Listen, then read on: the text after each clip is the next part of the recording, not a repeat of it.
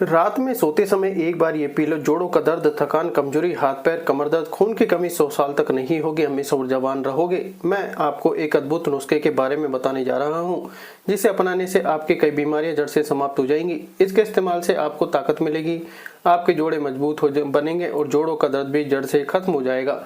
और इसके साथ ही यह नुस्खा आपके संपूर्ण स्वास्थ्य को बेहतर बनाए रखने में सहायक होगा। खास बात यह है कि इस नुस्खे को बनाने के लिए आवश्यक चीजें आपके घर पर ही आसानी से उपलब्ध हो जाएंगी।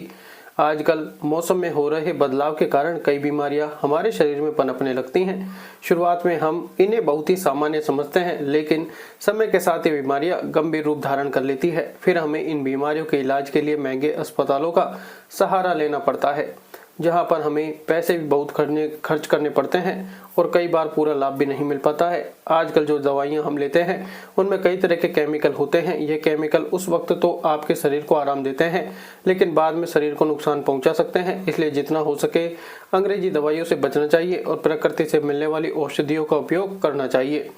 प्रकृति हमेशा ही अपने बच्चों का ख्याल रखती है और इसके आंगन में उगने वाली हर एक औषधि संजीवनी बूटी के समान होती है। आज के वीडियो में मैं आपको उन विशेष औषधियों के बारे में बताने वाला हूं, जिनसे मिलकर यह नुस्खा तैयार होता है। तो चलिए शुरू करते हैं और जानते हैं इस छोटी सी कहानी के माध्यम से। यह कहानी उस महान गुरु की है जो आयुर्वेद के बहुत बड़े ज्ञाता थे, जिनके पास लोग अपनी कई प्रकार की बीमारियों के समाधान के लिए दूर दूर से आया करते थे। एक दिन की बात है, जब वह गुरु अपने आश्रम में ध्यानमग्न बैठे हुए थे, तभी उनके पास एक नौजवान आया। उसकी उम्र करीब 20 वर्ष थी, लेकिन उसके चेहरे पर निराशा और कमजोरी साफ झलक रही थी। उसने गुरु के चरणों में प्रणाम किया और अपनी समस्या बताने लगा और कहने लगा कि हे गुरुदेव, मैं बहुत परेशान हूँ। मुझे हर समय कमजोरी महसूस होती है, हाथ पैरों में दर्द रहता है और किसी भी कार्य में मन नहीं लगता है। मैं थोड़ा सा भी काम करता हूँ तो शरीर थककर चकनाचूर हो जाता है। मैंने आपके बारे में सुना कि आप बीमारियों को जड़ से खत्म कर देते हैं, इसलिए मैं बहुत उम्मीद लेकर आपके पास आया हूँ। कृपया मुझे कोई ऐसा उपाय बताइए जिससे मेरी यह स्थिति सुधर सके। उस नौजवान की सारी बातें सुनने के बाद गुरु ने उसके कंधे पर हाथ रखकर कहा कि बेटा, चिंता मत करो, मैं तुम्हें एक ऐसा नुस्खा बताऊंगा जिसका नियमित रूप से पालन करने पर तुम्हारी सारी कमजोरी जड़ से खत्म हो जाएगी और तुम्हारे शरीर में नई ऊर्जा का संचार होगा। जो बीमारियां तुम्हें कमजोर कर रही हैं वह भी धीरे धीरे ठीक हो जाएगी। लेकिन ध्यान से सुनो, इसे पूरी लगन और संयम के साथ करना होगा। गुरु जी की बात सुनकर नौजवान के चेहरे पर राहत और उत्सुकता दोनों झलक उठी और वह बोला, गुरुदेव, कृपया जल्दी से वह नुस्खा बताइए ताकि मैं जल्दी ही अपनी स्थिति सुधार सकूं। तो गुरुदेव ने उसे विशेष औषधियों के बारे में बताना शुरू किया, जिनका सेवन करने से उसकी समस्याएं दूर हो सकती थी। गुरु की बातों को ध्यान से सुनते हुए नौजवान ने कहा, ठीक है गुरुदेव, मैं आपकी सारी बातें ध्यान से सुन रहा हूँ। गुरु नौजवान से कहने लगे कि बेटा, हमारे शरीर में पानी की कमी से अनेक समस्याएं उत्पन्न होती है, जैसे कमजोरी, बार बार बीमार पड़ना, डिहाइड्रेशन और ऊर्जा की कमी। इसलिए आज मैं तुम्हें एक ऐसा नुस्खा बताऊंगा जो न केवल तुम्हारे शरीर को ताकत देगा बल्कि ऊर्जा का भी संचार करेगा।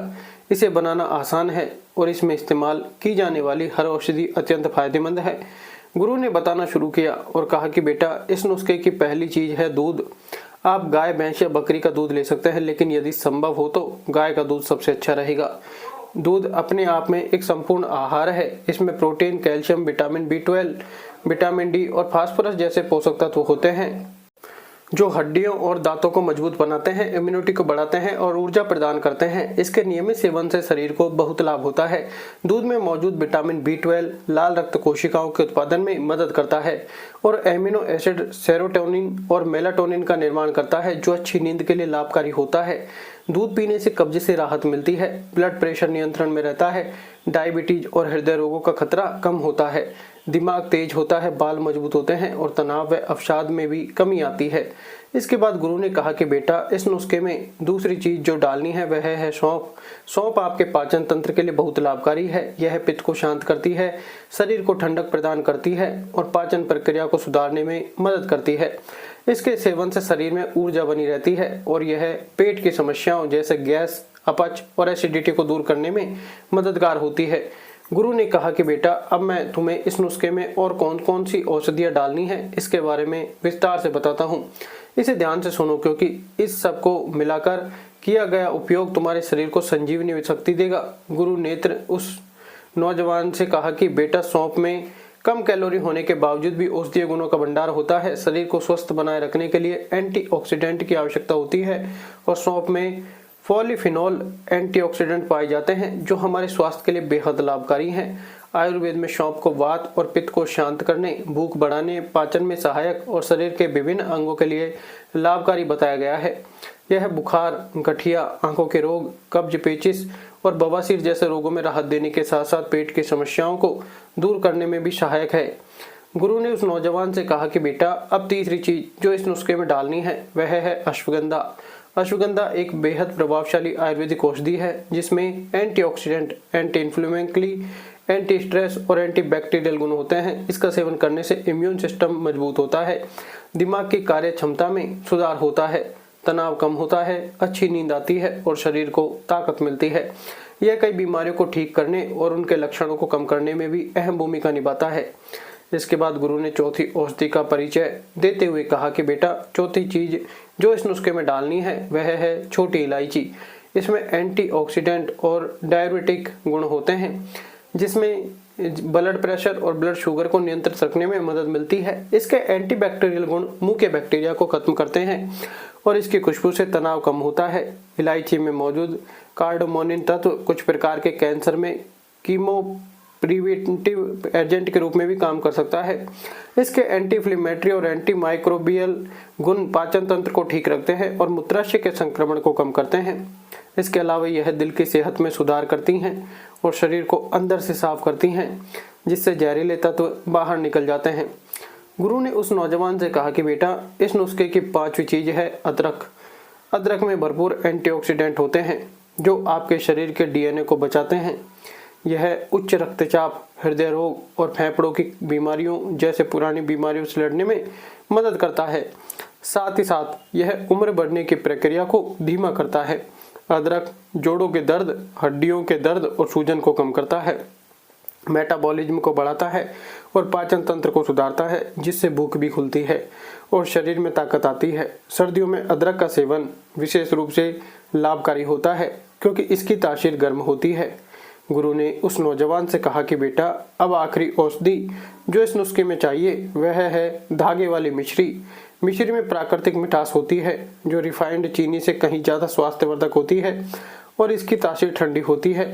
यह तुरंत ऊर्जा प्रदान करती है और इसमें मौजूद फाइबर पेट से जुड़ी समस्याओं जैसे गैस, कब्ज, एसिडिटी और अपच को दूर करने में मदद करता है। मिश्री पोषक तत्वों से भरपूर होती है जैसे प्रोटीन, फाइबर, कार्बोहाइड्रेट और आयरन। इसका सेवन करने से पाचन तंत्र मजबूत होता है और शरीर की कमजोरी दूर होती है। इसे गन्ने और खजूर के रस से तैयार किया जाता है जो इसे प्राकृतिक मिठास प्रदान करता है। फिर गुरु आगे कहते हैं कि धागे वाली मिश्री में एंटीऑक्सीडेंट होते हैं जो शरीर में हानिकारक फ्री रेडिकल्स फ्री को कम करते हैं और कम इम्यूनिटी को बढ़ाते हैं। आयुर्वेद में इसे आंखों की रोशनी बढ़ाने के लिए भी फायदेमंद माना जा गया है और इसका शीतल प्रभाव मुंह के छालों को भी कम करता है। इसका सेवन शरीर का तापमान नियंत्रित रखता है। आयुर्वेद के अनुसार गर्म दूध में मिश्री और इलायची मिलाकर पीने से दूध के पोषक तत्व दोगुने हो जाते हैं जो शरीर को गहराई से पोषण देते हैं। फिर गुरु ने कहा कि बेटा, अब मैं तुम्हें इस नुस्खे को बनाने की विधि बताता हूँ जिसे तुम ध्यान से सुनो। इस नुस्खे को बनाने के लिए सबसे पहले तुम एक पतीला लो और उसमें 1 गिलास दूध डालो। फिर इसे चूल्हे या गैस पर धीमी आंच पर पकने के लिए रख दो।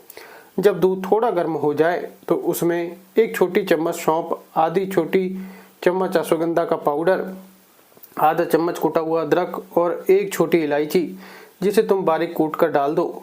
फिर इन सभी चीज़ों को दूध में अच्छे से मिक्स कर दो और हिलाते रहो ताकि सब कुछ अच्छी तरह से मिल जाए। अब दूध को धीमी आंच पर पकने के लिए छोड़ दो। जब दूध अच्छे से उबल जाए तो गैस या चूल्हे को बंद कर दो और पतीले को उतार लो। अब इसे थोड़ा ठंडा होने दो और फिर 1 गिलास में छलनी की मदद से छान लो।